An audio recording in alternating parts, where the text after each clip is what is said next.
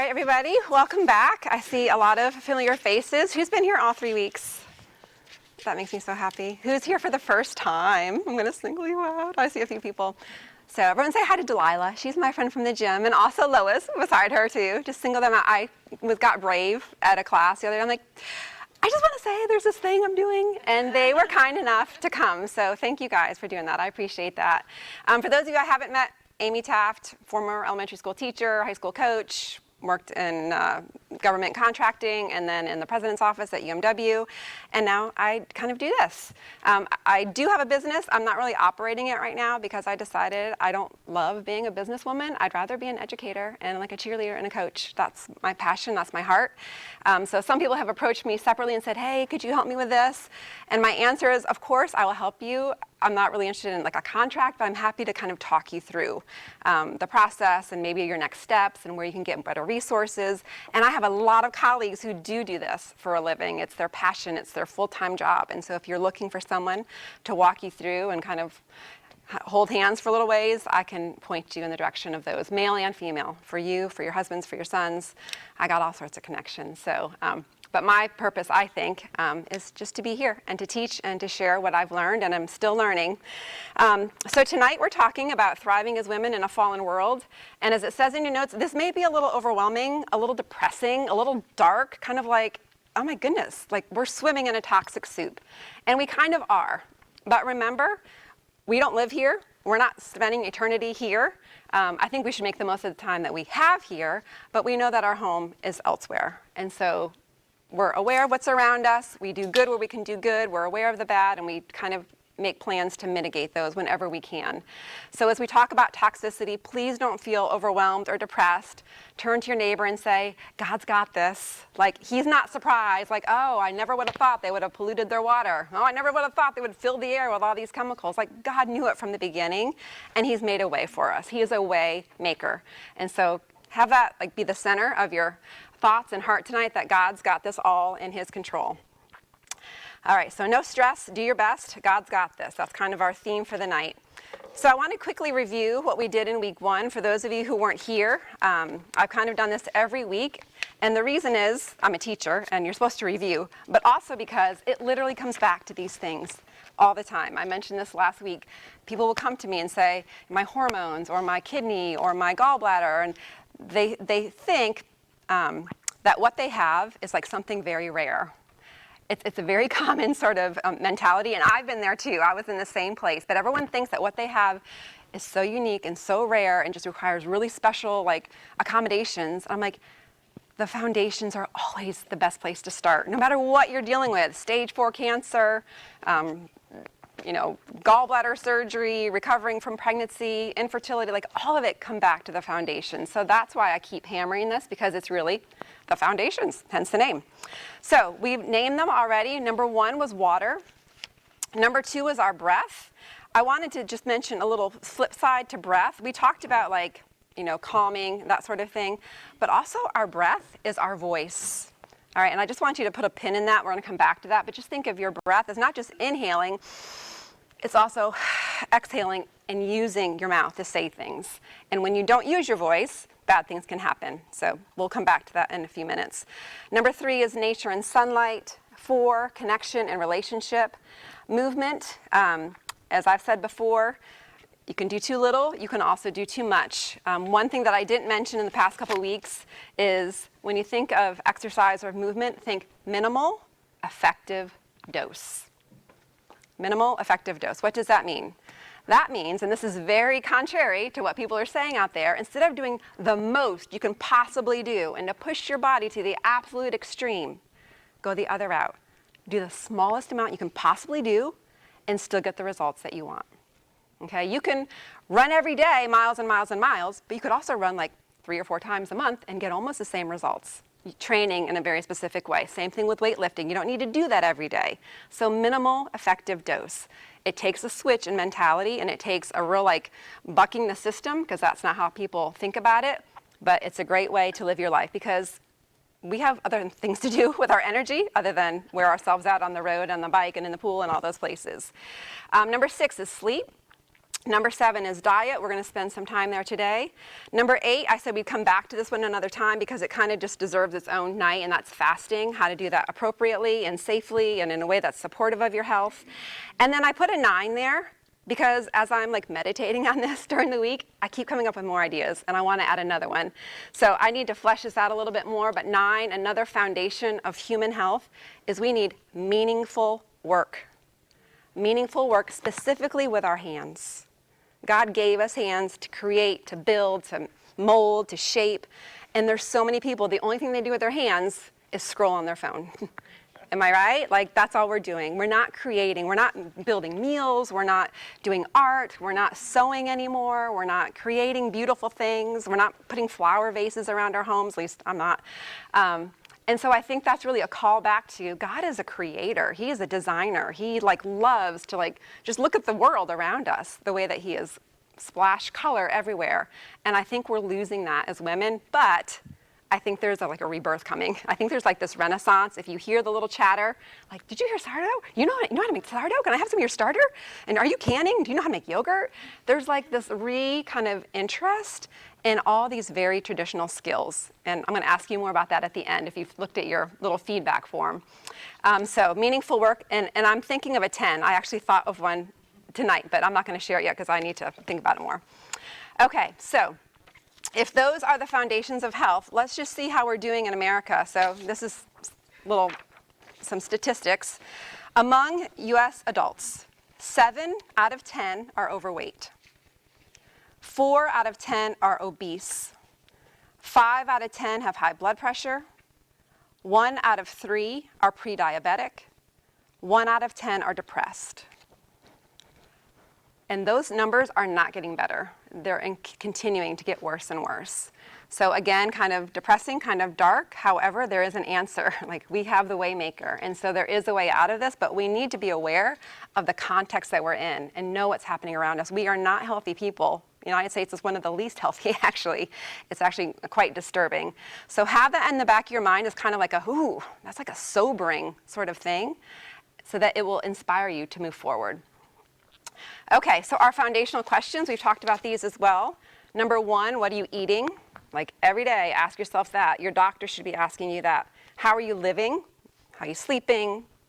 Dealing with stress? How are you relating with people in your home and workplace?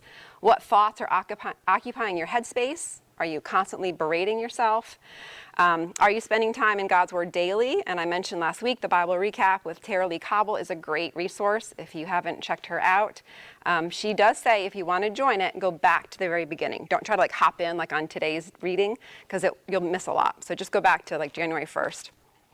And then in terms of your optimal health, are you resisting, actively fighting, or partnering with God's plan? And that's something you kind of have to ask on a regular basis because you may have seasons where you're doing really well and then you'll slip into some old bad habits and you have to kind of recalibrate and say, oh, wait a minute, I lost track of my sleep there for a while, or my diet's really been off. This is a book that I just got. I highly recommend it. It's called Good Energy by Casey Means. She has a really kind of amazing background. I won't get into that now, but I want to read you this one section because it relates to this biblical foundations of health. She is not a Christian as far as I know, but you might think that she would be. She said, I'm also convinced that our lack of understanding about the root cause of disease represents a larger spiritual crisis. We have become disconnected from the awe about our bodies and about life, separated from the production of the foods we eat, made more sedentary by our work and school, and detached from our core biological needs like sunlight, quality sleep, and clean water and air. This has put our bodies into a state of confusion and fear. Our cells are dysregulated at scale, which of course impacts our brains and bodies, which determine our perception of the world. The medical system has capitalized on this fear and offers solutions to symptoms of this dysfunction. That's why the medical system is the largest and fastest growing industry in the United States. Some people call it the medical industrial complex. We are locked into a reductionist, fragmented view of the body that breaks us into dozens of separate parts. This view does not foster human flourishing. In reality, the body is an awe-inspiring and interconnected entity that is constantly regenerating and exchanging energy and matter with the external environment every time we eat, every time we breathe, every time we bask in the sunlight. So it's almost like she came to my thing. She knows all the same things I do. But she's basically saying the way that we look at our bodies is like you go to this specialist for that and that specialist and that specialist and that specialist, but nobody's communicating. No one is seeing the whole body as a big picture. Like, oh, well, if this is wrong, then obviously this is going to be wrong too. And the whole book is about this metabolic function, what our cells are doing at a cellular level, what our mitochondria are doing, and how we can support that, which is, guess what? The foundations. It's that simple. So lots of big words, but the final outcome is really pretty simple. Okay, so all of that was review, and now I want to get into tonight's discussion about thriving in a fallen world. So how do we approach this fallen world? Number one, with confidence. 2 Timothy 1:7, I have it for you there. For the Spirit God gave us does not make us timid, but gives us power, love, and self-discipline. In some versions it says he doesn't give us a spirit of fear, which I think both of those speak adequately to what we're dealing with tonight. So approach our fallen world with confidence, like God has conquered everything. He puts us here to do some work, but he's got this, okay? He knows the end of the story. The next one, we should approach the fallen world with hope, okay? Don't despair. In Isaiah 40:28 through 31, I'll just read that because it's worth reading. 28. Do you not know? Have you not heard? The Lord is the everlasting God, the creator of the ends of the earth. He will not grow tired or weary, and his understanding no one can fathom. He gives strength to the weary and increases the power of the weak. Even youths grow tired and weary, and young men stumble and fall. But those who hope in the Lord will renew their strength. They will soar on wings like eagles. They will run and not grow weary. They will walk and not be faint. So, given all that's around us, again, it's easy to get discouraged. But again, we have hope because he's in control. The next one, we approach this fallen world with wisdom. Ephesians 5:15 through 17. Be very careful then how you live. Not as unwise, but wise, making the most of every opportunity, because the days are evil. Like, do we not know this? The days are evil. Look around. Therefore, do not be foolish, but understand what the Lord's will is.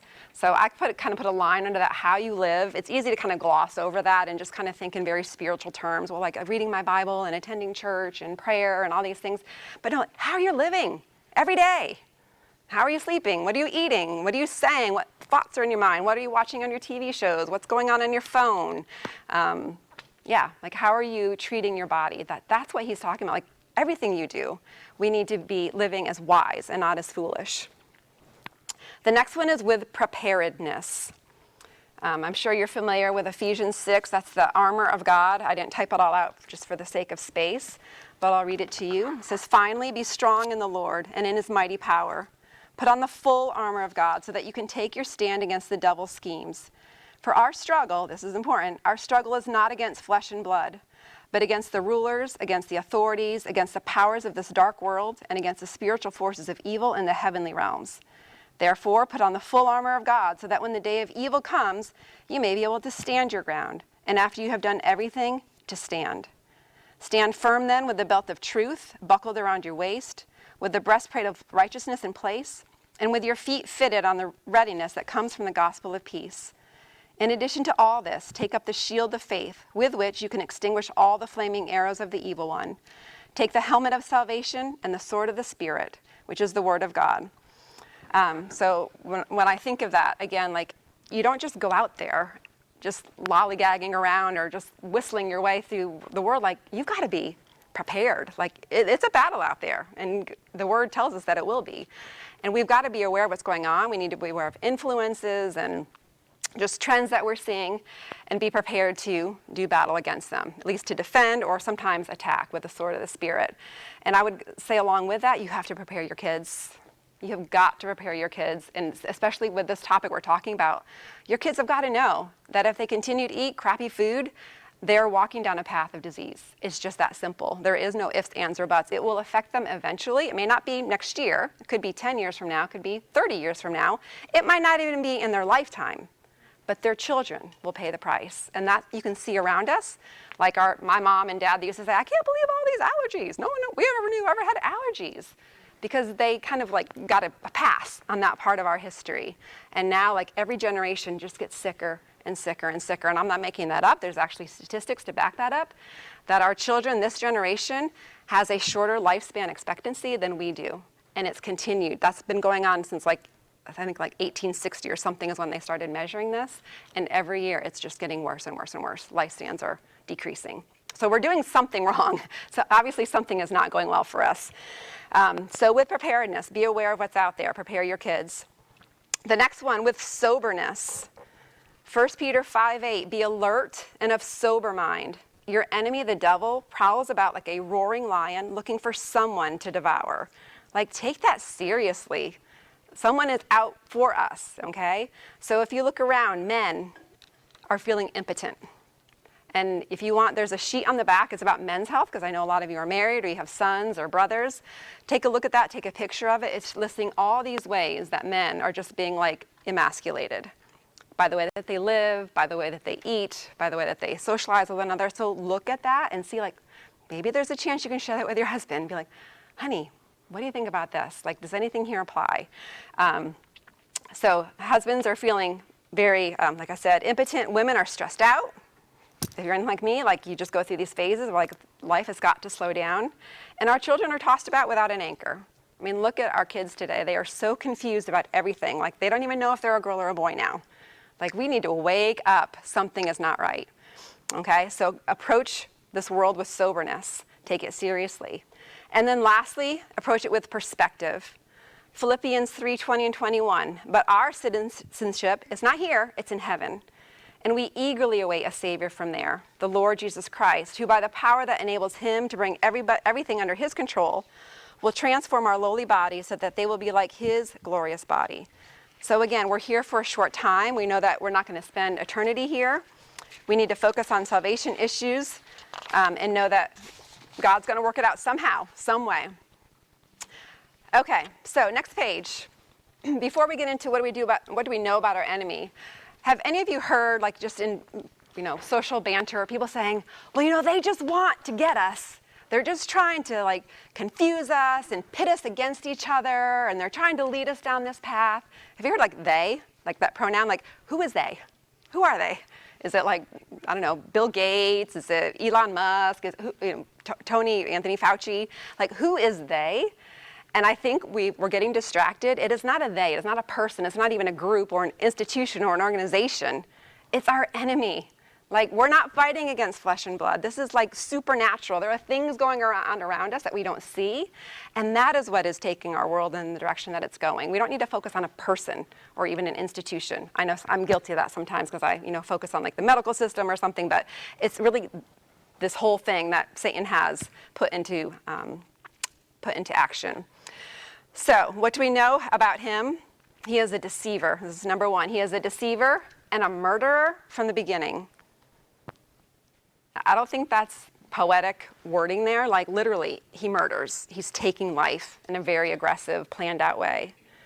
Number two, lies are his native language. He is the father of lies. I'm getting this straight out of the Bible. Number three, his pattern is to use doubt, denial, and deception.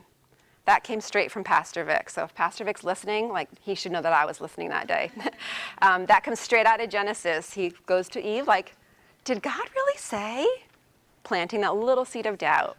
And then he comes back and says, no, that's not really that's going to happen. Like, using denial. And then he uses deception. He twists it. Well, actually, if you eat this, you're going to have the same kind of wisdom that God has, right? You're going to be like God. And he does the same thing today. Like, we have to catch on to he doesn't really change. He uses the same MO every time. We need to recognize it and catch on to that. So doubt, denial, deception. Number four, he will tempt you. He will twist the truth. And then I had so many good words, so many good verbs to this last one. You can pick the one that you like best. But he will corrupt what was intended for our good. He will warp it, he will distort it, he will pervert it. Pick whichever ones you like the best. So things that were meant to be for our good, he's going to twist them around. And we're going to look to see exactly how he's doing that.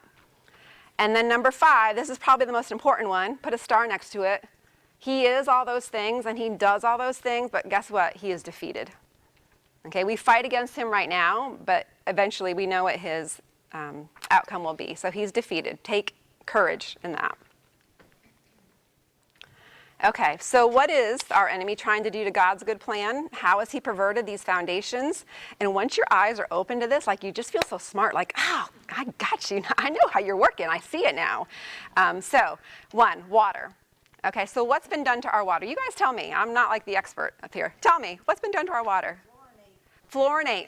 Yes, putting fluoride into your water. Do you all know that we do not need fluoride? They do not make our teeth stronger. It's actually competing in our thyroid for iodine. Yes? But also, too, but they also use phosphates to keep the fluoride in the water. Okay. And if you live in Spotsy, the phosphate level's 1,000. There you go. Yes. Yeah. So if you're not on well water, you can have your water tested. You can go, there's a website you can go to. And you can see like how your water is being treated. If you don't have a water filter, that's something you can look into. I think the gold standard is a reverse osmosis, where it's like all of your water in your entire house, like your shower water, your faucet water, all that is all like filtered out. That's probably a pretty pricey investment. We haven't looked into that, but we have a Berkey, and there's things like that you can do, or at least your drinking water is filtered. So yes, fluoride, chlorine, plastics in our water. And did you know that now they are finding medications in your water? Okay, it's getting flushed and going through sewer systems, and it goes back in the water system, and you can actually have traces of medications in your drinking water. That's frightening stuff. Like, yikes. Okay, so that's one side of like the polluted part of water, but then also the devil is also working to shift our thing away from water because it's so boring and just so tasteless, and I really need something sweet. Right? How many times I heard someone say, I just can't drink water. It just doesn't taste like anything. And so they need something sweet. It's sweet tea, it's a soda, it's, I don't know, you guys help me, a Slurpee, just anything that's not water, that's what they want to drink. And not only sweet drinks, but caffeinated beverages. I have nothing against coffee. Coffee can be a great addition to a wonderful diet. However, again, as we talked about, is how you use it. Is it like your crutch that gets you through your day and you can't function without it? Or is it just like a cup that you enjoy and you're done by noon? That's a good thing to do, like cut it off at noon. No more caffeine after noontime. But there are women especially who are just, they walk around with their mugs like it's their precious, like, don't take it. And it's like everywhere they go, the coffee mug goes and they're like quietly sipping. Nothing against you if you do that, but be aware of that. Like, oh my goodness, like we should love water as much as we love that mug of coffee. Okay, and then the other beverage, what do you think I'm going to talk about? Alcohol, yes, I can't not talk about it because it's becoming so prevalent, especially among Christian women, I just have to say. I'm finding more and more as I get older, more and more Christian women are like, let's all get together, and they all have their bottle of wine, and they all enjoy it, and I'm nothing against that. I went through a stage like that, and then because of health issues, I had to stop, like completely. And I think what's happening here is that it's just becoming more accepted and more encouraged. It's sort of like our dirty little habit, kind of, because we're not doing these other things that Christians aren't supposed to do, but a little wine is okay. They say Jesus drank wine. Jesus drank wine, yes. Although my mother would say, but we don't know if it was fermented. She would say that, because my parents were very anti-alcohol. But I want to give you a couple of facts here. Oh, I lost my little sickie. So alcohol, these are just scientific facts. Alcohol alters your microbiome. Okay, so you have little organisms in your gut, and when you drink alcohol, they're getting disrupted and disturbed, and you're killing off the bad ones and kind of killing off the good ones and encouraging the bad ones to grow. It's disrupting your sleep. Now, I'll hear women say, but I just have like 1 or 2 glasses before bed and it helps me sleep. Here's the truth. Alcohol is not helping you sleep. It is not a sleep aid, it is a sedative. It is knocking you out, making you unconscious. When you do that, you're not going through the beneficial stages of sleep, like your REM and your deep sleep, like you're just cutting all that out. You're not getting the restorative sense in terms of like your immune system building up and the toxins being flushed out, like you're just sidestepping that whole thing. Okay, so just know, it's not a sleep aid, it's a sedative. It's undermining your immune system. It's burdening your liver because it's a toxin. Alcohol is a known toxin. And your liver, if you have a meal, it will sense the alcohol first, and it's going to put all that food to the side, basically store it as fat, so that it can focus on the alcohol, because it is that much of a toxin. It's going to focus on that first. So it's burdening your liver. And most of us, I'll tell you, you don't want to burden liver, because your liver is doing a lot of things for you, and it's what's leading us to a lot of diseases, because our liver can't do all this detox all the time. It's impairing your cognitive function. It's a known toxin, as I said, and we know it's an addictive substance. Does that mean you should never have alcohol? That's not for me to say. I've made a choice for me. I know what's best for me, but I can't say what's best for you. I'm just saying be aware of what you're encouraging in your body, and also what you're modeling for your kids. You know, moms who come home, honey, I just have to have my glass of wine. That helps me unwind. You know, little girls, little boys, they see that and they internalize that, like, oh, that's how I should unwind when I get bigger. I have a glass of wine. So be aware of what you're modeling for your kids. And I have also talked to a handful of women in a short amount of time who have said, I really enjoy it so much, and it just helps me, you know, at the end of the day. And I could give it up if I had to. Like, if you say I have to, then I could, but I don't really know that I need to. I mean, it's kind of fun. My friends and I do it, and they just go in this circular, like, argument. And basically what they're saying is, I know I should give it up. I know it's not serving me in any way, but I don't want to, and I can't. And I have to tell you, there's a word for that. It's called addiction, right? It's addiction. And that's where a lot of these Christian women are, because they do this every night and it's so acceptable and they think it's no big deal, but it's actually becoming an addiction. And that's what I'm hearing women tell me, is they're like, I'm just not sure. I don't know if I could. You know, I'm getting a little worried about this. So be aware of that. It's a real thing. Like I said, especially in Christian culture. I'm not sure where it happened along the way, but anyway, take that as you will. I have written about alcohol in a couple of blog posts. If you're interested, I can send you to that site with more information. Next one is breath. So inhaling, exhaling, so fumes, chemicals, pollution. I can't name you specific ones, but we know that they're out there. But then also, we talked earlier about our exhale being our voice. So think about our culture right now, where if you say something that's not popular or not accepted, you just get canceled. You're just, nope, unfriend, you're done. I'm going to silence you. I'm going to discredit you. I'm going to reject you. And what's interesting about this, I'll talk more about this later too, is that some of our organs are actually related to emotion. And I heard this once, and it made a lot of sense to me at this time in my life, that if you think of where your voice box is, do you know what else is right here? What other organ that a lot of women struggle with? Your thyroid.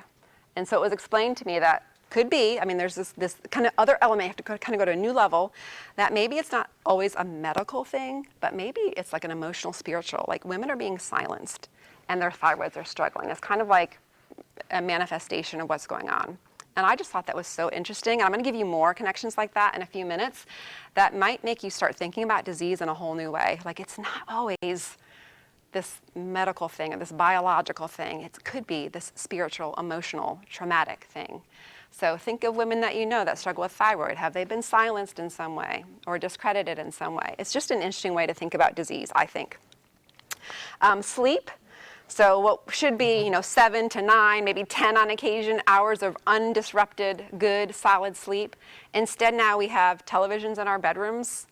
We have phones that come with us everywhere, and late at night we're scrolling, and all this blue light is, going into our eyes, like, and stimulating cortisol production, saying, get going, get going. We have off-gassing from our mattresses, like all those flammable, like protective flammable things, like those are chemicals. And here we are laying there for however many hours, just inhaling that all night. Your kids' pajamas, also flame retardant. Your underwear. We'll talk more about this, especially for men. They have done studies of men wearing polyester underwear, that they actually go sterile from polyester underwear. The good news is, as soon as they stop and put back to cotton or back to commando, everything like testosterone builds up again, sperm builds up again. But there's something about the polyester. And if you think of what all of us women love is our leggings. And I've been thinking about that more and more lately. I'm like, but I love these leggings so much. I don't want to give them up. And also think about your underwear, polyester underwear. Like, if you can find 100% cotton, tell me where. And if they aren't granny panties, then I might consider them. But just something to be aware of. So next to your most intimate places, we have these fabrics that are not good for us. Your carpeting, okay, also off-gassing things. Your paint, off-gassing things. So we're, like we said, literal toxic soup that we're in. That's not to stress, right? God's got it covered, and we don't have to be perfect, but it's good to have awareness. Okay, nature and sunlight. We know what it should be like and what it is sometimes like, but now we have pesticides, herbicides, fungicides, and we have antibacterial everything. I made a decision when my daughter used to be in public school, and they would always like pass out the little pump of antibacterial soap, and she used it, and she actually would break out. So I had a really good excuse. I'm like, no, she can't have that. Makes her skin break out. But guys, we're trying to sterilize everything. Like cleanliness is good. Like we want to be clean, but we don't want to be sterile. Like we're not operating on bodies in our everyday life. So antibacterial, I don't touch that stuff. Not the soap, not the cleaners, not the gels. I stay away from that as much as possible. Water and some soap will do the job. You don't need to be sterile, okay? Because we have good bugs in us. We don't want to kill everything. And then the other part of nature and sunlight in particular is that there's this big push to sunscreen. And I talked about this at length, I think last week or the week before, so I won't go into it now.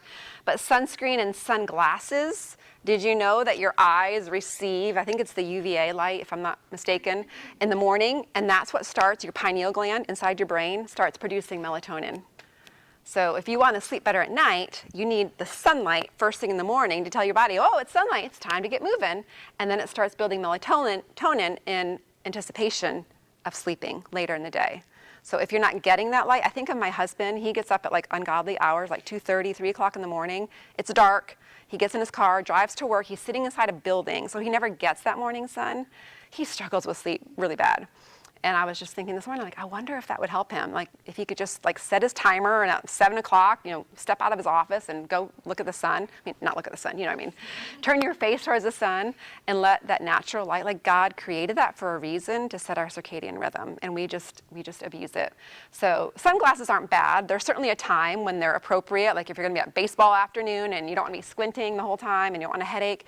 Yes, of course. But in general, like we don't need to be wearing them all the time. And certainly not wearing them like through the grocery store, which people sometimes do, along with masks. Okay. All right, so that's nature and sunlight. And then connection. We have lots of connection, but it's all kind of fake. It's via social media, where people are kind of your friends, they like, they love. But we're not really like touching each other. There's not a real connection. These aren't people that sometimes you look at your Facebook, you're like, I don't even know who this person is. When did I ever friend them? And you're trying to figure out the connection there. But then also trauma. There's a lot of trauma in the world right now that's severing that good, healthy connection. And then our sin that separates us from each other, from God. So we're missing that. And that's the devil's plan, is to destroy that. Because he knows what's good for us and he's trying to do the exact opposite. Movement, we've talked about a little bit, not too much, not too little. The folks that do too much, there's like these unrealistic standards, like I just can't ever achieve that thing, that look, that build, that body, those muscles, that endurance, whatever it is. But then on the other side, people who do too little, I feel like there's two categories, and maybe there's more, you can help me figure this out. But I feel like a lot of women, they're just in total overwhelm. Like I do not have time to go out and take a walk or go to a class. Like there's just no time in my life. Think of a single mom. My sister's a single mom, with no family support, with 3 kids and a husband who's, whatever. Like I feel now that I am a mom with 3 kids, I can see what she went through doing all that by herself. Of course she had no time for exercise. All you can do is like survive that day to do it again the next day. So I feel like that's one group of women, but then there's another group of women who I feel like they feel entitled. Like, I don't need to do all that. Like, I'm just going to sit on this couch. Well, I don't know. Are there women who get to sit on a couch? I don't know many. But maybe more towards the men than that. They just feel like that's not something they have to do. It's not important to move their bodies. So just a couple ways that I think about it. But again, minimal effective dose. If you're an exercise person and you love it, I think it's great, but you need to keep in mind that your hormones are affected by exercise.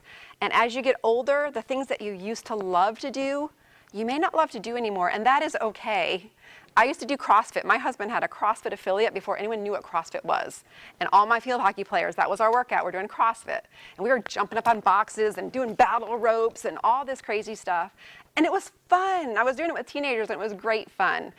But the thought of doing that now, I'm like, no, thank you. I don't want that. I had a friend invite me to like a workout class. I'm like, I just don't enjoy that anymore. And it kind of hurt my pride to have to say it because it was like, oh, you can't do that anymore. I'm like, it just doesn't feel good.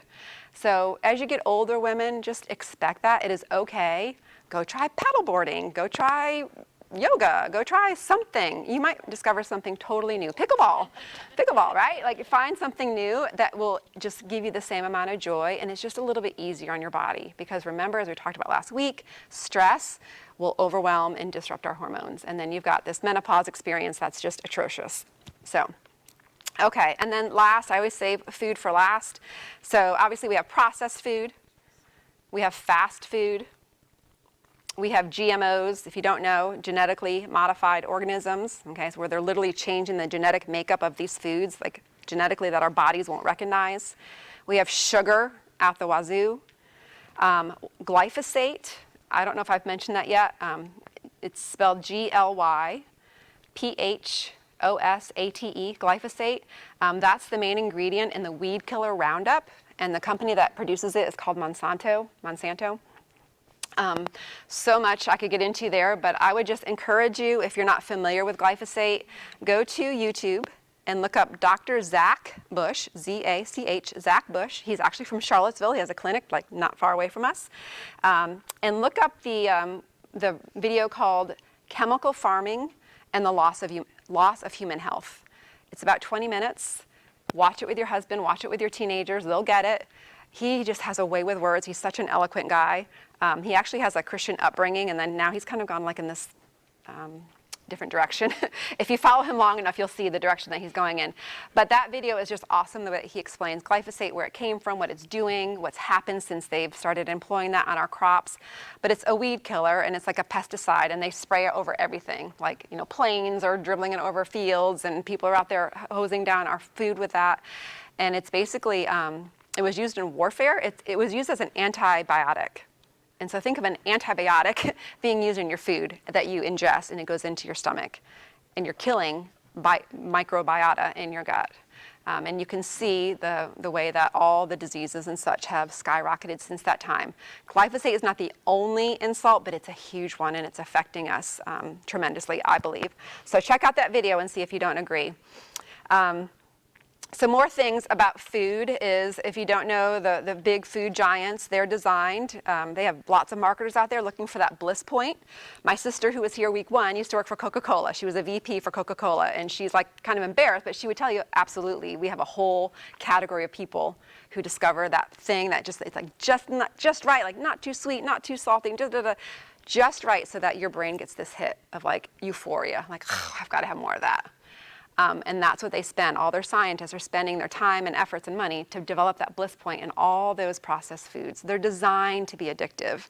So when people say, I just don't have the willpower, I mean, you put like Cheez-Its in front of me and I got to devour the whole box, or Girl Scout cookies, or whatever it might be, like it's designed to be addictive. It's nothing wrong with you. You're just doing what your body is telling you to do, because those things in there are highly addictive. MSG, monosodium glutamate, is a neurotoxin. It's an excitotoxin. It enhances the flavor of things like Chinese food and barbecue, like kind of cheap barbecue places. And it will taste amazing, so that you just want it again, and you want it again, and you want it again. And in some people, it can actually cause like seizures and all sorts of things. So just know it's not a feeling of you, it's the way it's designed. And you can't, your best thing is just to stay away from it. So they're designed for addiction. They cross the blood-brain barrier, so they're affecting the function of your brain. And I wanted to share with you, this is just kind of nuts and bolts. You can take a picture of this at some point. So these are, just as a place to start, some ingredients for you to avoid in your family. The first one is a big one, white flour. If you feel like, oh, but I've tried that whole wheat stuff and it's just nasty, like my kids will not eat that, I can't eat it, I can tell you, because I've been experimenting, it's because you're not milling your own grains, like getting wheat berries and making your own breads and pancakes and muffins and cakes. And if you think milling grains is hard, I can tell you it takes 30 seconds. You pour this thing in a hopper and you turn the switch and it mills it for you. It is not hard. It sounds like an ancient practice, and it is, but now thanks to modern science, you can actually mill your own berries very easily. So when we talk about our feedback sheet, that's one thing that was on there. If you'd like to learn, I can tell you what I know about it. But making your own bakery, breads and bakery things is not hard. and it tastes amazing, and it has nutrients in it. White flour has no nutrients, absolutely nothing except for calories. It's got bleach in it to make it white. It's got preservatives in it so that it doesn't spoil, and there's nothing in it. They've taken everything out. This is back in the, 1800s, where people were getting beriberi and some other pellagra, all these B vitamin deficiency diseases. And they discovered it's because they had taken all the nutrients out of their bread, so that they started to add some back, just so it would meet like the minimum requirement, so that people wouldn't have disease. But that's not how God intended. He gave us the whole berry with all the fiber and all the nutrients, the vitamin E, all the good stuff, and we've just stripped it to get this empty, basically gluten and starch. That's basically what we're left with. So any bread product that you're getting out there, it's nothing. It's just a big sugar bomb is what you're getting there. And again, lots of kids, teenagers, peanut butter and jelly sandwiches and waffles out of a box. That's what they're getting, and then we wonder why they don't feel good, why they don't think well, why they can't focus on anything, why they wonder about their gender, because literally they don't have the raw materials to make their hormones and to make all those neurotransmitters. Okay, so added sugar, that's an obvious one. It's in everything. It's in your salad dressings, it's in your ketchup, it's in your cereals, it's in your bread, it's in your lunch meat. Sugar is in everything. Artificial sweeteners, a lot of women think, well, no, I don't do sugar, now I do Splenda or all these other things. Those are even worse. And in my training, we learned that like stevia, or not stevia, aspartame or one of those, it's like 200 times sweeter than sugar. It's like sugar on steroids. So if you have that all the time, your taste buds start to not want anything else except something that's like excessively sweet. Nothing else will taste good. Imagine a kid who's had nothing but artificial sweeteners, and then you give them an apple or, heaven forbid, like an olive or something. They'd be like, you're like, oh, gag, because everything tastes amazing when you have all these added sugars in there. They also disrupt your gut microbiome, connections to cognitive difficulties, so stay away from those. I do not recommend artificial sweeteners at all. Stevia, I have mixed feelings about it. It's not my favorite. I don't like the taste of it, but better than artificial. Iodized salt, so like the Morton's that comes in the blue container that we all grew up with, you want to avoid that, because what they've done is they've taken good salt, they've stripped it of all the nutrients, and then they add back iodine to help support our thyroid, which sounds good. But you're much better off getting like a nice Himalayan sea salt or Celtic sea salt, one of like the really good ones. And then if you need more iodine, there are other ways to get that. But this is just, it's processed, it's stripped of nutrients, and you're basically left with sodium. So when you hear doctors saying, oh, we got to bring your sodium levels down, don't put salt on anything, I'm going through that with my dad right now, who's had struggled with heart disease. I'm like, Dad, it's not this. It's not what we have in our house. This is good salt. It's got all these trace minerals in it. It's really good for you. Like, you can't survive without salt. It's the bad stuff that they're putting in all the restaurants and the cheap iodized sea salt. So you want to stay away from that. It's just a sign of poor quality food. If they're not using the real stuff, you can kind of guess that it's not good for you. Artificial flavors. The next one is food dyes. Did you know that food dyes are like banned in most places in Europe? They don't allow them because they have so many links to cognitive issues and seizures and all sorts of things. Like, I do my best. We're not perfect. I do my best to keep my kids away from food dye. If it were up to me, we wouldn't have them ever. But because I have a husband who thinks I'm a little, OCD sometimes, he's like, a popsicle is not going to hurt them, or, Italian ice. And so they get away with things like that. But in general, I just try to avoid those like the plague. Some kids react very, very strongly to those. And that's when it will say like Blue Lake number 5 and Red 30, and those are the ones you want to stay away from. Preservatives, additives, emulsifiers, high fructose corn syrup, that's a huge one. That's in a lot of like kids' beverages, any kind of juice or sweet drink. It almost always has high fructose corn syrup, and that's a man-made item. You're not going to find high fructose corn syrup in nature. It's like sugar against steroids. They've added things to it to make it like excessively sweet, and that is a tremendous, tremendous burden on your liver. My first client, this is years ago now, he was 12 years old. He was morbidly obese. He was developing fatty liver. He was, again, almost a teenager, but he had not developed, he had not gone through puberty, like no signs of puberty whatsoever. Really sweet kid. We changed his diet. I explained this to him, and he never had another sweet drink again. That's how he was rewarded, because his parents were divorced and they felt guilty about the divorce.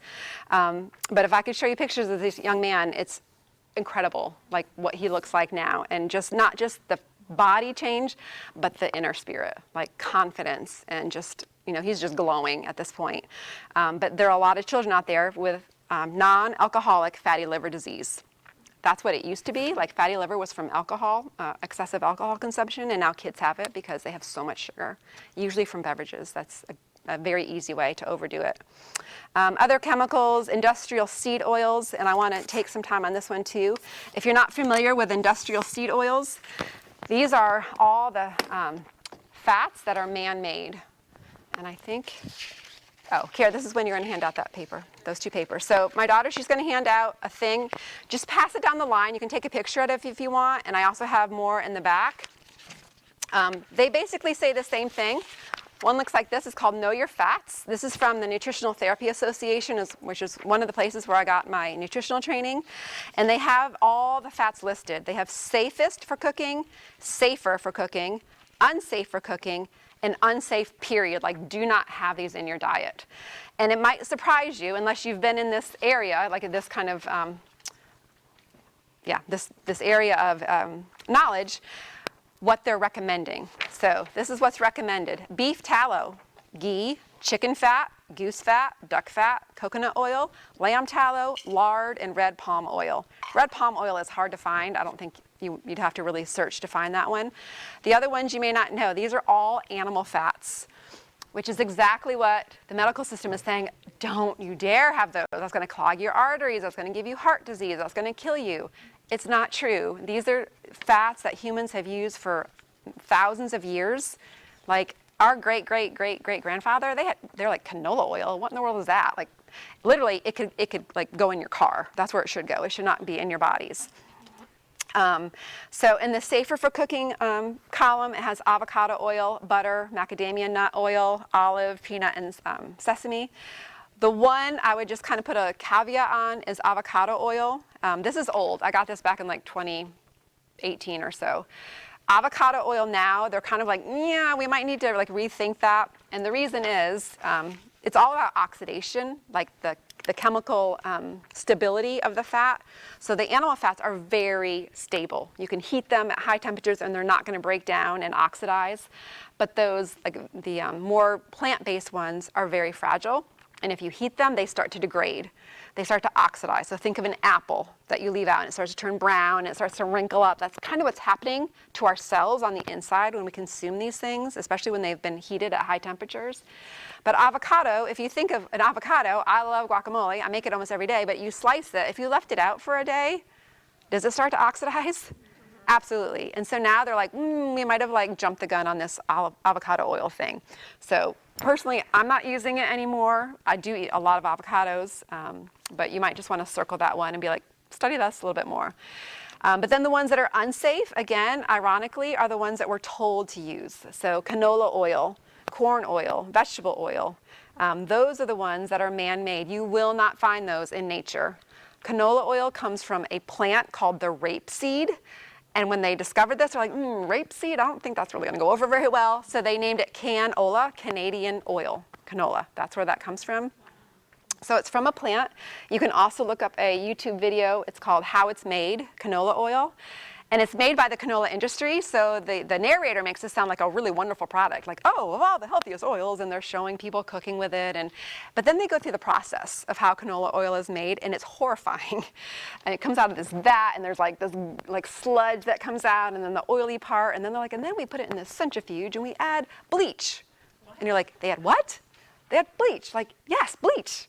And they add chemical solvents to make it separate, right? And then they add deodorizer so it doesn't smell, and then they add the bleach so it's like a pretty color.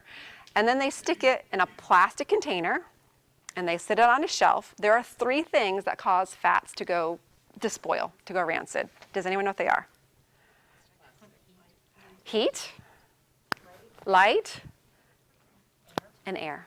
Heat, light, and air. That's what causes oils to oxidize. So if you think of this oil that's already gone through this like chemical crazy process with all these things added to it, and then they pour it into plastic, and then they put it on a grocery store shelf where it's under fluorescent lights for who knows how many weeks, And then we take it home and we open it up and we expose it to air and we cook with it and then we close it back up and we're heating it at high temperatures and it's sitting out, like, it blows your mind. And then you think of a fast food place that's using this in their French fries and all their fried goods. And not only are they doing that, air, light, heat, but then they reuse it the next night and the next night and the next night. They're reusing this oil over and over and over again. It's mind-boggling. I heard at a conference once, this man was comparing that oil that's used in these fast food joints to cigarettes. He's like, oh, cigarettes has nothing on this stuff. Like the carcinogens that are in it, it's just crazy. So when you think that we've been eating this now for how many decades, I mean, I've grown up with it. That's what I remember using as the, vegetable oil. This is the stuff that's making us sick, literally, like just joint pain, arthritis, heart disease, all the things. This is a huge impact. So you've got to get your fats right. And the good news is your food will taste better when you use the real stuff. Like start using butter when you make your kids' eggs instead of vegetable oil. And they're gonna be like, oh, what'd you do with the eggs, Mom? These taste pretty good. So go back to those fats. It's okay. You don't have to tell your doctor. Don't even try to explain. Or you can send them to some of the same sites and you'll find that this is the truth. And how do I know this?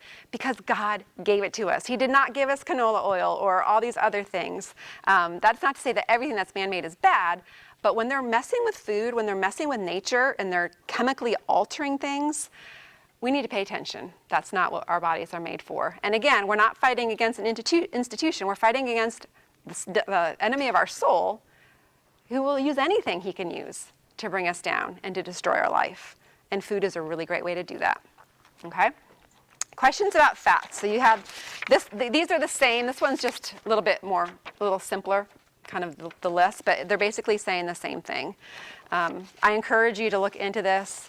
If you ever talk to your doctor about it, good luck, because unless they're progressive and they've been trained, they're not going to know this. Yeah. I'm so used to spraying. What would if you had to come up with the safest avocado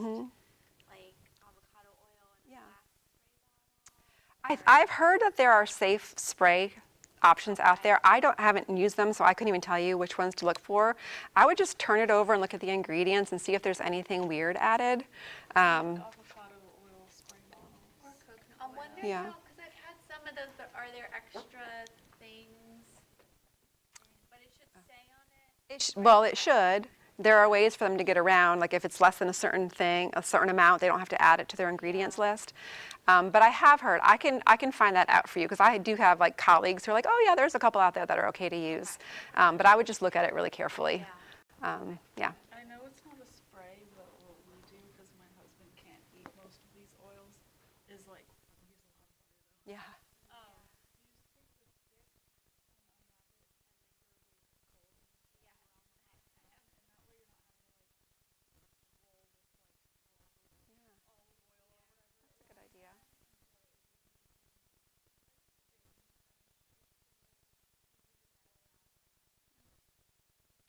How many for you is this new information about vegetable oils? Don't be embarrassed. Is it new? I saw people who go, ah! But okay. A little more enlightening though. Okay. Yeah. I honestly thought that what was it? Oh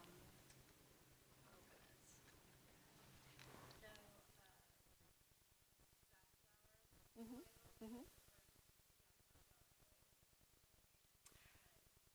Safflower and sunflower, I hear some conflicting things. It's not so much the production of it. I think it's a little bit, I think they do that in a way that's not terrible, but it's more the type of fats that you're getting. It's omega-6s, which we tend to get a lot of in our diet because we have because we have all these vegetable oils in most of our restaurant food and that sort of thing.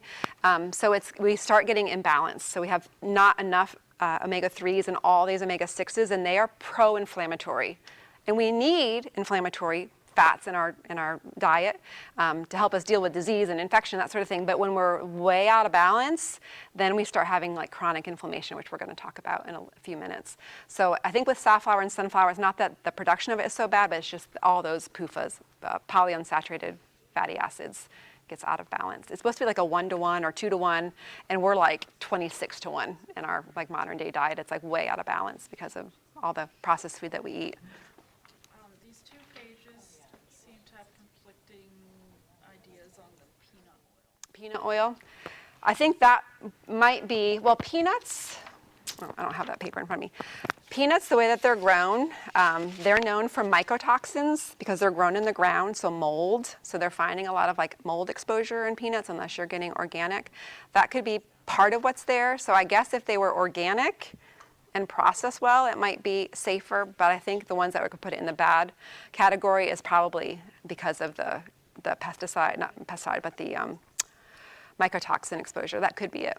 Yeah. So like, because it's the good fat versus bad fat Mhm. page that has it under bad, Okay, yeah. and the other one has it under safe. Okay. Yeah, okay, yep, I got it here.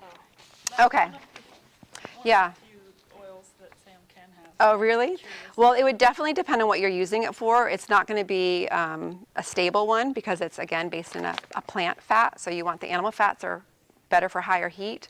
So if you're using it to like roast something or cook at high heat, that's probably, That's just the rule is if you're doing high heat, Yeah. like frying or something, Yeah. you do animal fat and then yeah. The plant-based fats are more for like dressing a salad or like going over your vegetables, that sort of thing. Yeah. So, and it probably depends too on how much of that he's consuming. If that's the only fat he's consuming, then I would probably be a little careful. Mostly butter. Okay. So that's a good question though. Any other questions on the fats? Yeah. Now, it's a comment, and I was just curious if you've heard this. Yes. I read on Epoch News the other day that stevia is used in other countries as a low-dose frozen drug. I have not heard that. I have not heard that. I have avoided stevia just because I don't like the taste of it. I have a lot of friends who think it's great. I would rather have a natural, like something a little bit more natural. So I do honey, maple syrup, coconut sugar. Those are kind of like my three go-tos. I think it's okay. I think that one tends to be higher glycemic, so it's going to spike your blood sugar a little bit more. So I would use it sparingly. Just know that all sweeteners are still sweeteners, and we want to use them judiciously, especially if you know that you struggle with blood sugar issues. And you'll know by the end of tonight. If you do, we'll talk about it in detail. So we certainly have sweets in my house. Like my kids get dessert and I make special things for them, but I'm more judicious. Like we don't bring in like the processed stuff because I'm like, no, I will make you something nice that's made from scratch and we know everything that's in it. We're not going to get the box of whatever. And they don't even ask. They kind of, yeah, they kind of know. We don't do that. Other questions? What was the third thing you say you sweeten with? Honey, maple syrup? Honey, maple syrup, and coconut sugar are kind of my top three. Okay, let me just think if I have missed anything here.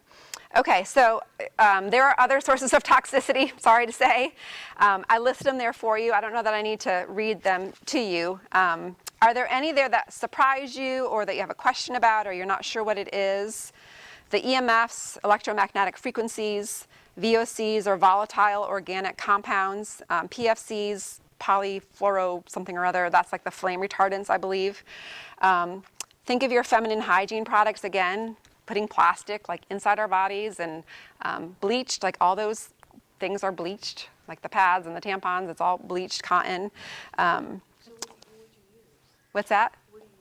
So if you're not familiar, I use a menstrual cup. I mean, I do that too. Yeah. But I still use plastic. Yeah. I'll be honest, I don't do all this perfectly. Like I just want to educate you and you can figure out where you want to go. I tried the wool pads.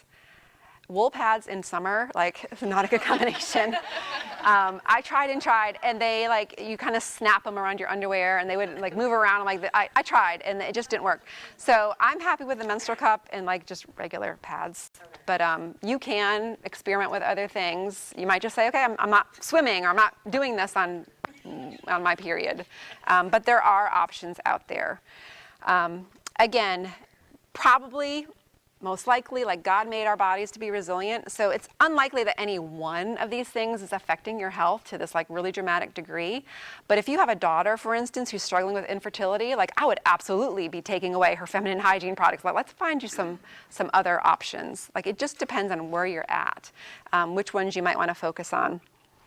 Anything scented, I know we love the smell, but those are all chemicals unless they're like really good essential oil based. Questions, comments on that list? What's EMFs, VOs? Yeah, electromagnetic frequencies. So that's like coming from our cell phone towers and our phones and all our, smart equipment. Volatile organic compounds. Those are the ones like off-gassing out of your furniture and your carpeting and that sort of thing. And then the PFCs, if I remember correctly, I believe that's like the flame retardants. And there are more. There's PCBs and elemental Ps. I mean, there's like an alphabet soup of different chemicals that are used all around us all the time. I didn't list there, but obviously smoking, alcohol, illegal drugs, some of the bacteria, viruses, and parasites, Lyme, Epstein-Barr, Guillain-Barre, those are all based in either one of those three, not parasites, but the bacteria or viruses. But then also think kind of different level, toxic people, toxic places, toxic thoughts, toxic influences. It's not all about what we're eating and what we're exposed to. It's also like, who are we hanging around and where are we hanging around? Those can also be very toxic influences in our life that have a tremendous impact. As it says there at the bottom, our immune system goes everywhere, it touches everything, and it does not have a fence. So all these things that we're putting on our skin, near our lymph nodes, into our mouth, into our stomach, like it doesn't just disappear into thin air, like it goes somewhere. And the body's way of dealing with toxicity is it stores it in fat. A friend of mine says the solution for pollution is dilution. So the body will be like, ooh, toxin here. For some reason, my liver is burdened. I can't like detox this and get it out of my system through the kidneys or the colon. So we're going to put it somewhere safe. Let's stick it in the fat. Okay, so then the body's like, oh, there's a toxin in this fat. Let's add more fat to kind of dilute it, and your body will actually hang on to fat. So a lot of women who struggle with their weight, and they're trying to fix their diet, and they're trying to move better and all these things, but they're so the burden of toxins is so great, their bodies are just hanging on to fat. And that is a long process to help their bodies, first of all, to get their digestion working properly, get them having a bowel movement every day, making sure they're drinking enough water to flush these things out, and then the body will be more willing to release those things. But it's holding on to them because your body is wise. If it lets it go into the bloodstream, it could be enough to, I don't want to say kill you, but it could be enough to cause something very severe. So the body is always trying to keep you alive in this moment, and it's doing that as protection. Yes? There's an app that's called Healthy Living, and it's by EWG. Yes. Environmental Working Group. You can go to the store, take it, scan the barcode, and it tells you Yes. the toxins in it, all that stuff. And gives you alternatives too, right? Yeah. Well, it tells you where the toxins, like high allergy or Okay. toxins. Yes. It tells you the ingredients that are Yes. safe or not safe.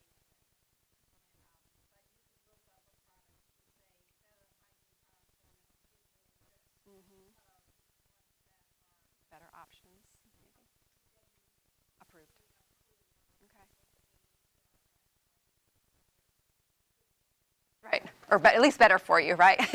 Yeah, thank you for sharing that. So EWG, Environmental Working Group. The app is called Healthy Living. Healthy Living is the app. They're also the ones that do the Dirty Dozen and Clean 15. So if you can't always afford organic produce, you can look at that list. Like the things that have peels, like bananas, those are usually safe to buy, just conventional, because you're peeling off the outer layer. But things like berries and apples, and like when you're eating the skin, those are ones if you can, to try to spring for the organic. If you can't, remember, you do the best you can. God's got the rest. Like He knows that you're trying. He knows that you're aware and doing the best that you can. So I believe there's a lot of grace there. Any other questions or comments about that section? Yeah. Golf course. Yes. Okay. So golf course, how could this be? Like we're out in the sun, we're getting good movement, we're probably with a group of friends, like, community. What would be wrong with a golf course? What they treat the grass with? Why does the grass look so amazingly beautiful and green and perfect, right? Pesticides galore. So you're inhaling that, it's on your skin, your clothing, you're bringing that home, probably drinking it too. Remember, by the time you get out of there. So, and same with a pool, chlorinated pool. I was talking to a mom, she's not here tonight, she was here on the first week. She said they're looking for a swim team for her boys, and they kind of were visiting a few different things. And one she went to, I can't remember now who it was, and there were like a bunch of kids outside the pool, like with their swimsuits on, like just standing outside. And she's like, what's that all about? Oh, well, we give them breathing breaks because like the fumes in the pool get so bad, they have to step out. And I was like, and she's like, okay, no thank you, like, and walked away. Like literally, how can this be okay? How can we do that to our kids? You're nodding your head, yeah. Yeah, my son was on a swim team, and we couldn't sit inside that room. It was bad Yes. during the meets and all the kids. I was guilty letting him. I know, right? Yeah. Even, I just thought of it, Diane, when we walked in tonight, all 3 Fridays we've been here, you walk in and this room just reeked of bleach. Like, it was like this overwhelming. I'm like, open the doors and get some fresh air. Like, that's what we're inhaling. I used to be an elementary school teacher, and you'd walk in, and this one principal loved, she called them her smellies. She had all these air fresheners. So you'd walk into like the main foyer, and all you smell is like this strawberry shortcake, whatever it was. And it was like, I was getting a headache just sitting in the lobby. I'm like, how do these kids deal with this? They go from that to like the dry erase markers to all kinds of fumes. Like they're just inhaling this in like a closed-in room, no air, good ventilation. Like it's just, again, it's a toxic soup. But we can mitigate some of these things. Okay, let me keep moving so I don't get behind. Let me take a look at my clock here. Okay. I want to hear that too, though. The tea bag. Oh, tea bags. They're bleached. Yeah. Loose leaf tea. I've gotten into that in the past year, and I love it. Like I don't want to go back to my tea bags. Like sometimes I run out of loose leaf. I'm like, I'll just wait. I'm not going to have tea because I don't want to go back to the bags again. But yeah, they're bleached, and so then you're soaking that in your water and whatnot. Is the same toxics that's in golf courses on recreational soccer fields, like the ones at the YMCA? I would imagine so. It's all the same. They're treated with the same things to kill the bugs and kill the weeds and all that. Yeah. So don't feel bad. I spent many decades on a field like that, and I'm still here. So our bodies, again, are resilient. We can detox, but just know that our body, we're just about to talk about this, our body has limits, right? Like God made us able to like deal with some of these things, but if it's like all the time from all these places, like our food, our air, our water, our sleep, like all like 24/7, like our bodies can only do so much. So realize that you have limits. James 3:5 says, consider what a great forest is set on fire by a small spark. Of course, there he was talking about the tongue and how much power our tongue has over the rest of our body. But I think it applies here too, like in terms of toxicity. It takes like a little bit of this and a little bit of this and a little bit of that and a little bit of that. And after a while, a little bit altogether starts to add up, right? And bodies start to become overwhelmed. And I'm seeing that happening younger and younger and younger ages. Mostly because of that huge needle mover, which is our food. If you're going to change one thing and you want to see like the most bang for your buck, change your food. That is going to give you the most positive growth there. So if we're burning our kids with this awful food and then they're not sleeping well and then they're on their screens and then they're inhaling chlorine and then like, what do we expect? Like how much can our body possibly do? Especially when they're not sleeping well, they're not detoxing during the night. So it does add up. Little by little, a little makes a lot. That's what the thing I was trying to think of. Okay, so we do have, like I said, our body is capable. God did design us to be able to detox. We have 6 different detoxification pathways. I'm not going to go in depth with these, just kind of list them for you. The first one is your skin. So you're sweating out toxins. That's why sweating is good. Sauna is good. Exercising is good. Like you're helping those toxins sweat out through your skin. Know that your skin is a reflection of your gut. I'd love to do another day just on gut health, but when you look at people with eczema, psoriasis, even acne, that's not like a skin issue, it's a gut issue. There is like infection, dysbiosis within the gut, and that materializes or manifests through the skin. The skin is trying to tell you something, like there's something wrong. That's why you have this like awful rash. That's why you have this terrible cystic acne. Like there's something wrong inside because of your diet, all the things we've talked about.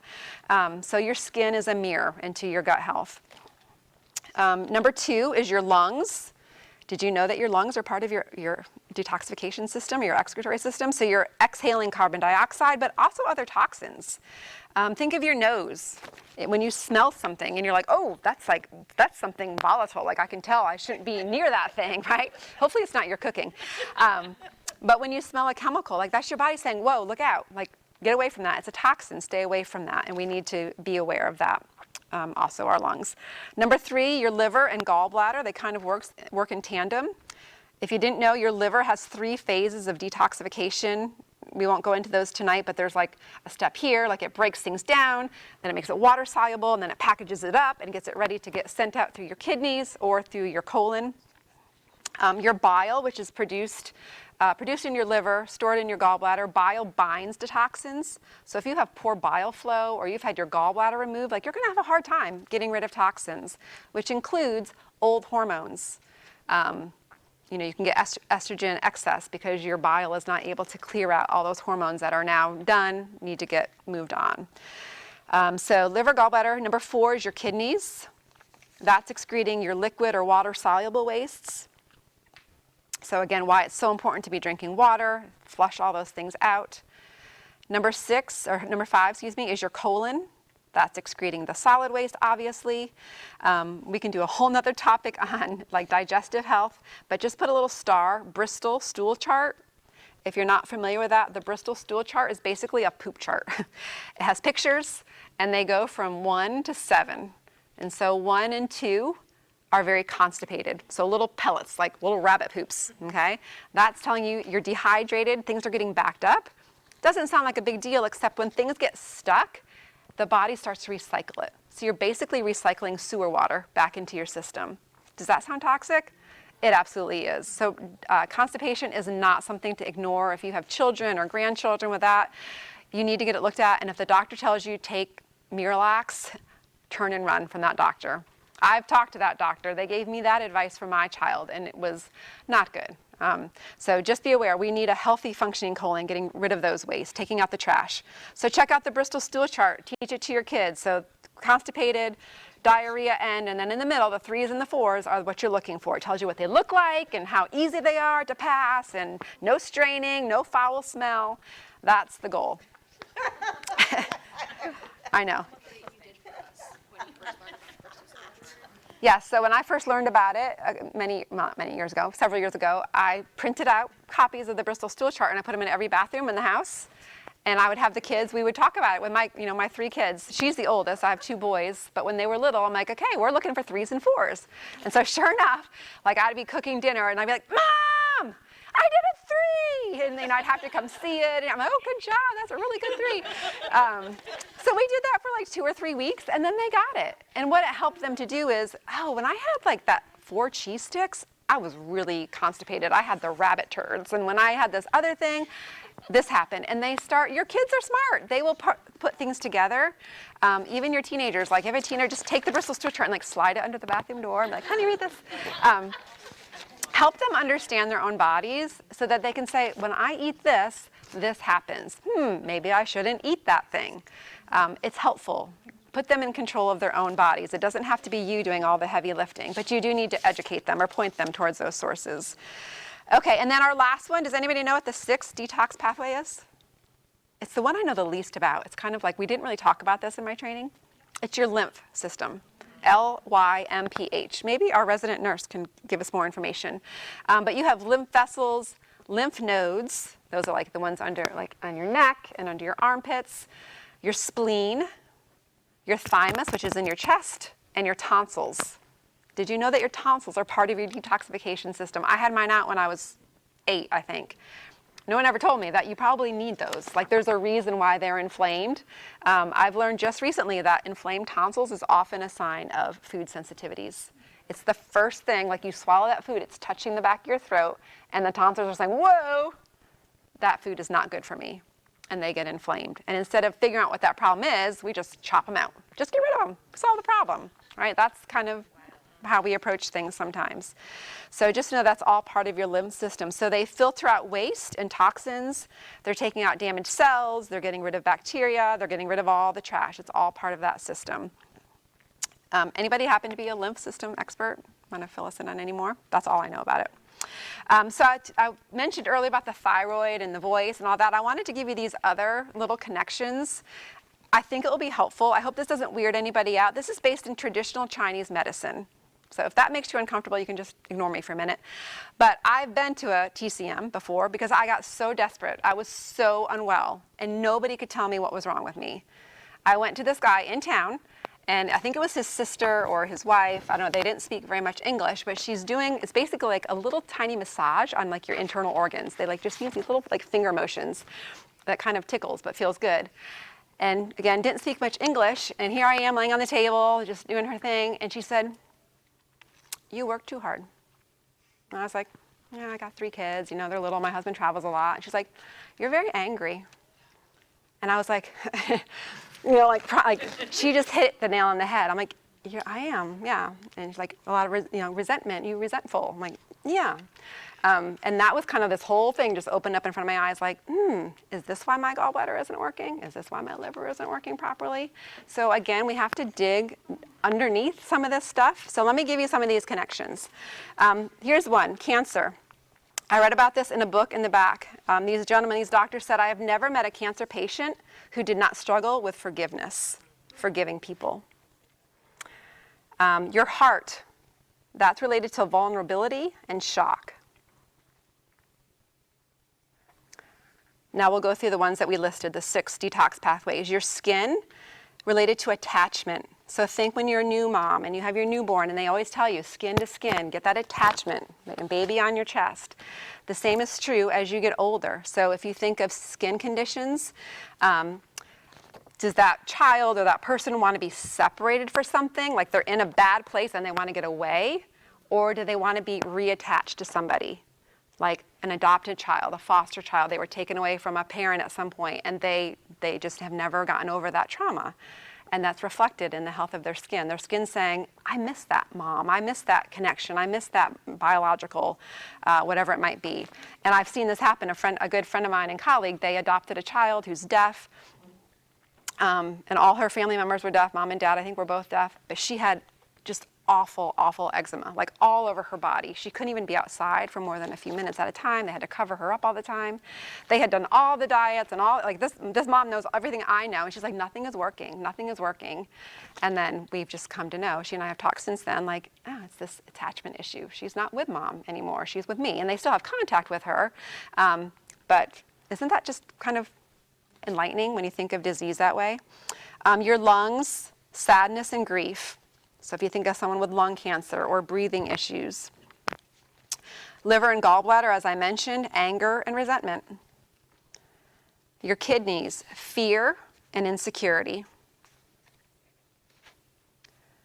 Your colon is similar to the lungs, sadness, grief, and then letting go. Think of what your colon does. It's letting things go out of your system. Same is true with emotions.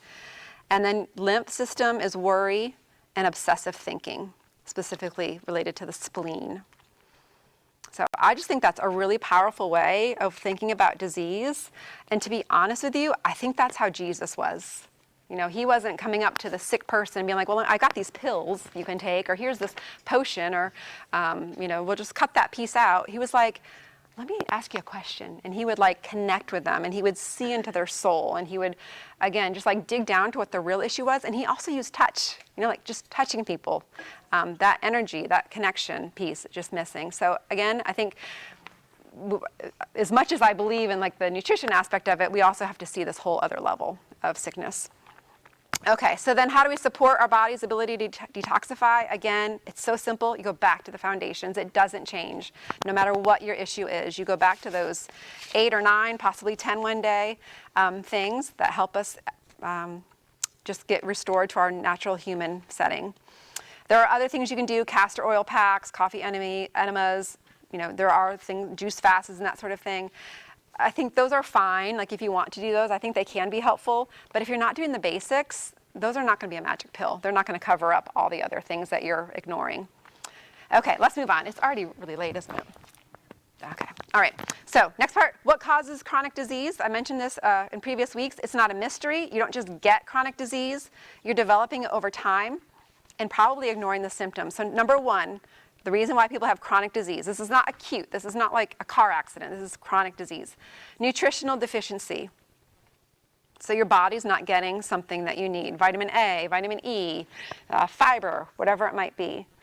Number 2, toxicity. We've talked a lot about that tonight. All the different ways you can start to mitigate that, things you can take out of your home, replace in your home.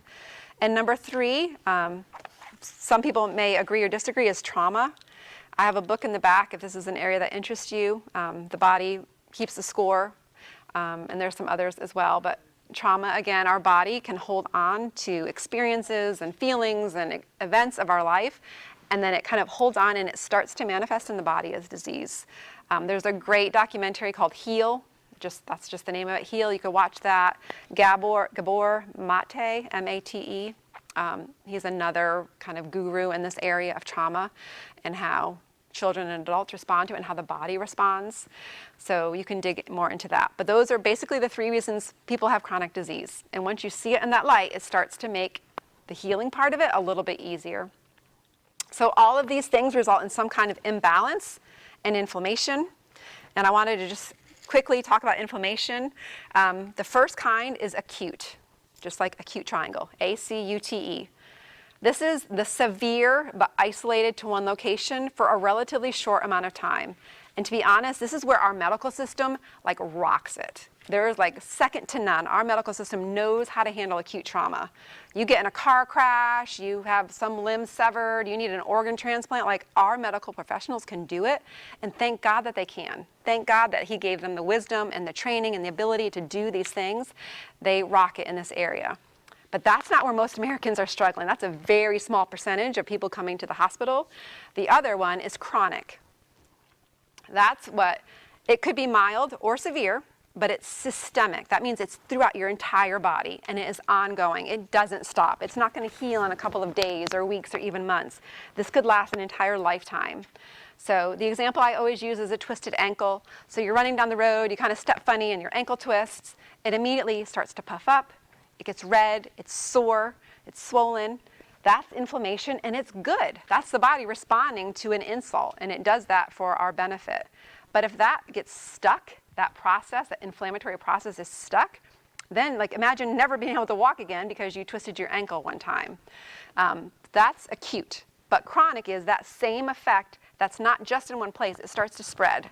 Why does it spread? Because this is happening internally, it's getting into the bloodstream, and your blood goes everywhere, including your brain, in your skin, all your internal organs, all your tissues are being affected by this inflammation.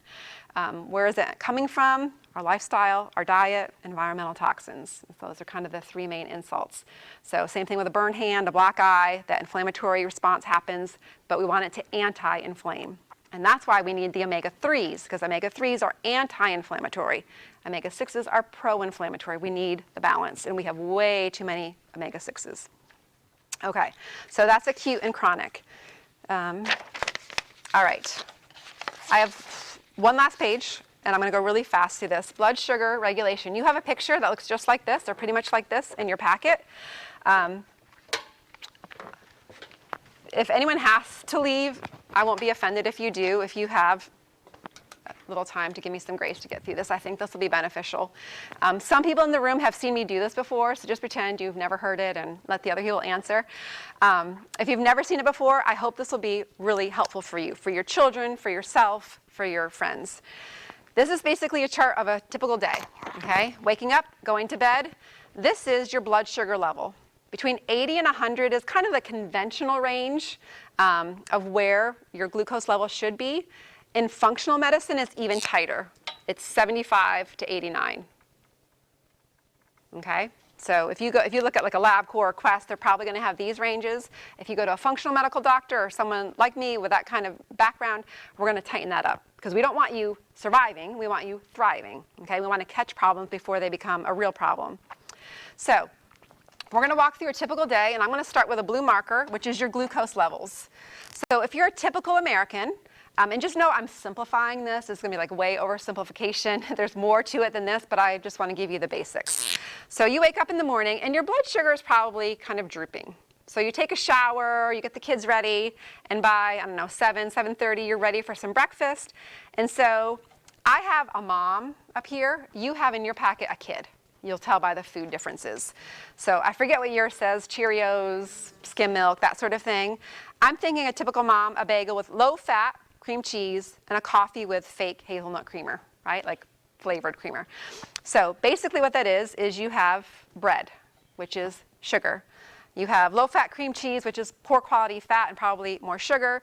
You have coffee, which is, okay, with hazelnut creamer, which is a fake fat and toxic chemicals added to make it taste yummy. But basically you've had your bagel, which is sugar, and what that does to your glucose is it's going to spike it. Okay, again, I'm making this dramatic to give you the feel for it. As soon as you do that, you're in a danger zone and your body's like, whoa, boy, that was way more glucose than I can handle because your body only wants about a teaspoon in your bloodstream at a time. So it has insulin. Insulin's job is to grab onto all that glucose and put it somewhere. It can't stay in your blood because too much glucose in your blood will kill you. Okay, so your body takes this very seriously. So it's going to grab onto that glucose and it's going to start shoving it into cells. Okay, so now your blood sugar starts to crash because it overcorrected. Maybe too much insulin went at once because you kind of shocked it. So now it gets to be middle of the morning and your blood sugar is drooping again. You're getting a little headachy, kind of foggy brain, kind of droopy. And so you reach for some low-fat pretzels and a Diet Coke. Does this sound kind of typical for maybe a mom? I tried to do like really bad examples, but so low-fat pretzels, again, are just like really cheap white flour. It's sugar. Diet Coke is a lot of fake sugar and chemicals. So again, if you have that sugar load, it's going to go back up again. And the examples I gave for the kids are even better because there's more like really simple carbohydrates in those snacks. Then you get to lunch and you're having a Panera salad and you're like, don't want any meat on it because you've been told that meat's bad and it's going to make cholesterol too high. So you just have the vegetables and maybe like a hard-boiled egg or something. You get chips and a lemonade. Lemonade with high fructose corn syrup, which is sugar on steroids. And so your blood sugar has dropped after that snack. Now at lunch, you've done it again. Middle of the afternoon comes and insulin, by the way, is following right behind. It's doing the same thing, same roller coaster. You have a Starbucks Frappuccino, right? Because I just need a little something. I need to treat myself. You kind of have that mindset of getting something sweet. You just spiked your blood sugar again. And then dinner time comes and you're having a chicken breast that has no skin, no fat, rice veggie mix with a butter sauce, like those ones you can buy that you just microwave. So you're microwaving them in a plastic bag probably, and it's got this fake butter sauce that's mostly chemicals, and then a white roll, and maybe you had an iced tea, a sweet tea. And you basically just had dessert again for dinner. And then as you reach the end of your day, you're like, oh, today was so hard, and the kids were so bad, and my husband was a jerk, or whatever it might be. I just need a little something. I deserve a little something. And so you put everybody to bed and you find a quiet spot on the couch and you have a bowl of ice cream and Oreos like right before bed. Maybe it wasn't huge, maybe it was just a modest bowl, but again, you just spiked your blood sugar. And your insulin has been doing the same thing all along. Okay? So if this looks like a roller coaster, that's exactly what it is to your body. You've gone from danger, danger, danger, danger, danger, because it doesn't want it too high, that will kill you, but it doesn't want it too low too, that will kill you also. So the body is just going from extreme to extreme all day long, responding to this insult over and over again. It's bad enough if you did that one day, but people do this for days on end, weeks on end, months on end, years on end, decades on end, lifetimes. And we're doing this to our kids. If you look at what's in your packet, I tried to choose things that I thought kids might be eating. Like it's pretty, and it doesn't even look bad. It's not like this isn't terrible food. It's not like I'm taking them to McDonald's every day, but it's all simple carbohydrates that have nothing there to run a body. There's no good saturated fats, no cholesterol. There's very little protein in our diets these days. And this is what happens, this roller coaster ride. So insulin, I think I lost track of my sheet. I think I got out of order. I got way out of order. I'll fill those in a minute. So insulin is it shuttles glucose into the cells, but it's also known as the fat storage hormone. So it does a job, and we really want to have appropriate amount of insulin, but if it's in our bloodstream all the time, constantly going, it is pro-inflammatory. It's building inflammation in your body. And I better get back to my notes so that because I know if you're like me, if you have a blank that you can't fill in, it's really annoying. Okay, so the context, there are 3 macronutrients, carbohydrate, protein, and fat. Number 2, all carbohydrates are going to convert into glucose, a simple sugar. Some stay as fructose, but basically a simple sugar. This is where it's really critical. It doesn't matter if you're eating a banana, oatmeal, a hot fudge sundae, potatoes, potato chips, orange juice, or candy. The body does not distinguish between sources. It just says, oh, carbohydrate. This is what I do with carbohydrate. The body has multiple ways to bring glucose or energy levels up. Okay, it can use glucagon to release things out into the bloodstream. It can take energy from your muscles. It can take energy from fat. But it only has one way to bring it back down, and that is insulin. That is your body's only way of getting too much glucose out of the bloodstream. Number 4, insulin's job is to shuttle or move glucose into cells because we know it can't remain in the bloodstream. It's also known as the fat storage hormone.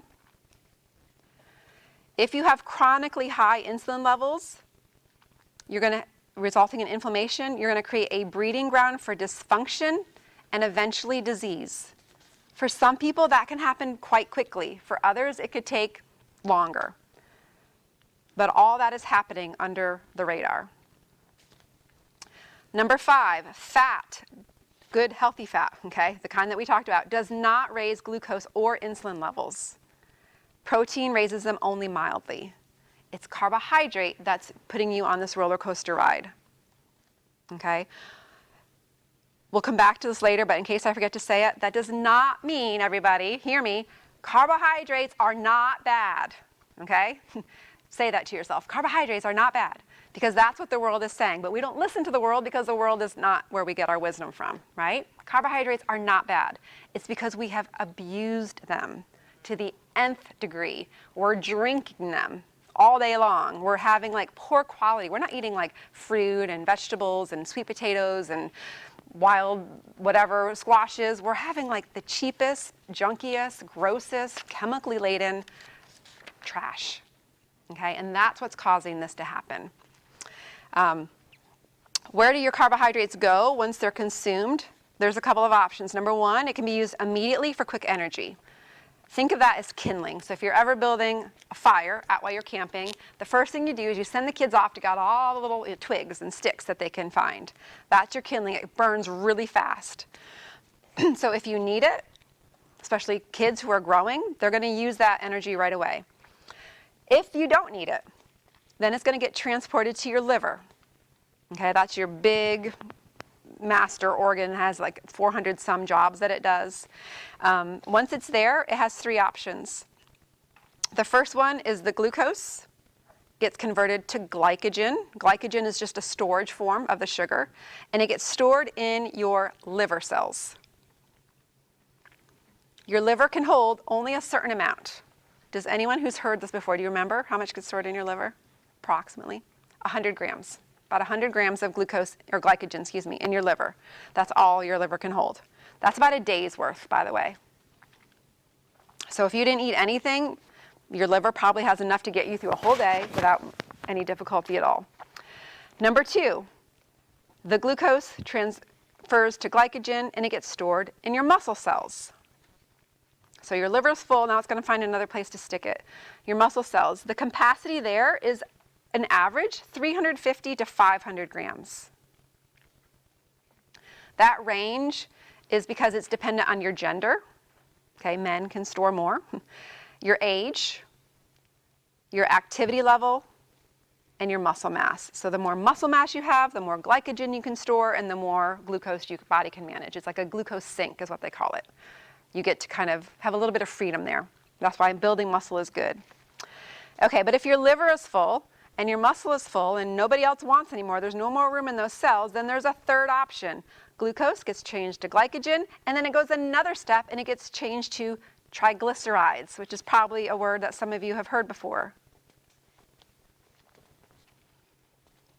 Where do triglycerides get stored? What kind of cells? Fat cells. What do you think is the capacity of your fat cells to store glycogen or triglycerides? You're exactly right. It is unlimited. It won't stop until your body actually succumbs to the pressure on the internal organs, your joints, the heart can't beat anymore, the lungs can't breathe anymore. You will literally continue to pack on those cells, okay? And as I have often said, like, we've seen those people, there's television shows about those people, and all sorts of things. Like, we know that happens. The body will just continue to do that. So key takeaways from just that. Number 1, the body does not waste energy. That may frustrate us, especially as we get older, but it's by design. This is why we're here. This is why humans haven't died, because we've been able to store energy on our bodies when there was no food to eat. It's gotten us through famine and hard times and winter and all that sort of stuff. Go read Little House on the Prairie, The Hard Winter, and you'll get a real experience of like what it was like to not have food. It's amazing. It's been eye-opening for me to read that with my boys. Number 2, carbs are not bad.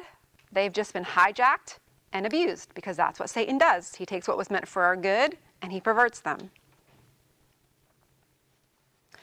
And number 3, limiting or eliminating certain foods or beverages from your diet might just be the most God-honoring, self-honoring decision you can make. It's not always a bad thing to eliminate. Sometimes it's very freeing. And I think this is especially true with our diet. So I apologize, I skipped around there a little bit. But the only other thing I'll say about this board is there is a way to avoid this roller coaster. And let me just kind of tell you what it would look like. Let me get a new color. I'll get orange because orange will stand out. So this is what a great day would look like. I wake up in the morning and my blood sugar is still here, right in this optimal zone. Gets to breakfast and I'm really not that hungry. Like I could go do some things, I could do errands, I could go exercise, but I decide to have breakfast. So I have scrambled eggs, some sausage, and maybe some avocado and a coffee. Okay? My blood sugar might rise a little bit, but it's still in this good optimal range. 10 o'clock, 10:30 comes along and I'm like, I'm fine. I feel like I just ate breakfast. I don't need anything. You skip. Okay, it gets to be lunchtime. Your blood sugar is dropping a little bit, but you still feel good. You're focused, you're clear, you got plenty of energy, you're in a good mood. You go to lunch and you do go to Panera, but you get extra chicken with avocado and hard-boiled egg. You bring your own olive oil, your own dressing, because you don't want the bad fats. And you don't need the chips. Maybe you get the apple instead, and you just have a water. Okay? Your blood sugar has risen a little bit, but you're still in this good zone. You don't need a snack. If you grab something, maybe like a handful of nuts or a piece of fruit, maybe some cheese or something, but you still stayed in this zone. And then dinner comes, and your husband has like, honey, I've got dinner. I'm grilling steaks. I've got potatoes in the oven, and I've got asparagus in the oven wrapped in bacon. And you're like, you are the best. That's why I married you. And you're right here. And then bedtime comes and you have no thought of a snack because you are so like satisfied and full and not bad full, but you're just satisfied. You're like, I got everything I need for tonight. If you had something, maybe some fruit or something really light, and you go to bed right here. And the next day you wake up and you're right here and you repeat your good thing and you just continue there. Occasionally you might splurge and this might spike a little bit and your body's like, yeah, it's all right, I got this. And you bring it right back down to a good spot and you continue on with your next meal. Okay, so there is room for treats. There are room for like vacations and special outings, and if you want the birthday cake, then have the birthday cake. But you come back to this and it becomes very natural, and the more you do it, the better it feels. And then you can safely intermittent fast. When you wake up and you're like, I really don't need breakfast. I'm gonna be fine and I don't have much to do today. So at lunch, I'm gonna make a giant salad with this huge thing of salmon and avocado. Like, you're gonna nutrify yourself. Fasting is not about deprivation. It is not about calorie restriction. It's about giving your body a little bit longer to do that detox. Let it do all that other stuff. It doesn't have to spend all this energy and time digesting. That's what intermittent fasting is about, and we just like ruin it, and we just, you know what we do to it. It's just awful what we do to it sometimes. But this is what God intended for us to be here, okay? And when you're there, your mood is steady, and your energy is steady, and your thought process is steady, and you feel sharp and ready to handle what's all this other stuff in the world. That's what we need to be focusing on, and that's why I said food will give you the biggest bang for your buck if you can change that. And think what it will do for your children. Okay, these are your ADHD kids, a lot of them. They don't have a chemical processing problem, they have a food problem. They have nothing there to help their brains function. They're just constantly on this roller coaster. Same with anxiety, depression. It's often a blood sugar issue. So I hope that that's helpful. If you have questions about that, you can always hook me up later. Okay, all my pages are out of order, but I think I got to everything. The only thing left is that last page is your feedback sheet. It would be optimal if you could hand that in tonight. If you have to take it with you, that's fine too. But I personally would love the feedback. Tell me which ones you came to. We've talked, Diane and I, about a smaller thing. If we continued this in the future, what if we met in homes and we actually had a meal? And we can sort of show you, like, this is what a meal looks like, made with all real food. This is the recipe. It's not that hard. You know, it's pretty simple stuff. And talk more intimately, and we can kind of share stories. In a group like this, it's hard to do that. So if that would interest you, let us know. We purposely did not really do refreshments. I don't know if that was a good thing or a bad thing. It made my life easier and her life easier, but let us know. Was that like, yeah, you weren't really happy about that? You were hoping food would be here, or did you like the simplicity of that?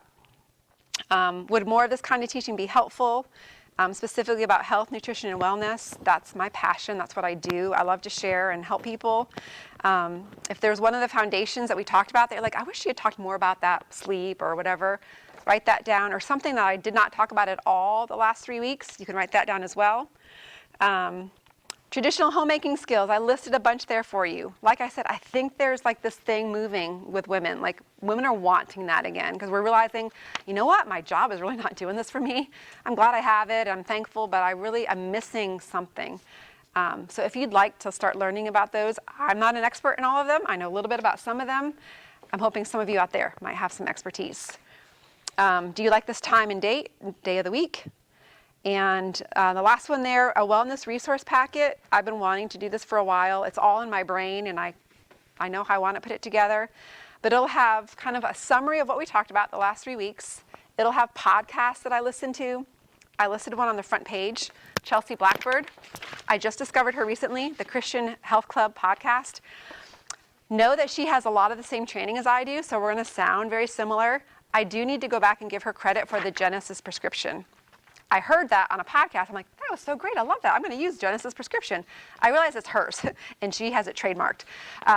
So I've gotten a lot from her in the last couple of weeks that if you listen to her, you're like, oh yeah, Amy said that exact thing. That's a great one, but I have a list of others that I would love to share with you all that would go in the resource packet. Possibly some books, recipes, eating out guide. It's probably something that's going to build over time, but I could at least get you what I have. So if that interests you, tell me what specifically you would like to see in there. And then if you have any other questions, comments, or suggestions for Diane or myself, we are always open to feedback. I'm trying to think how I want to wrap this up. Let me just make sure I didn't, there's my paper.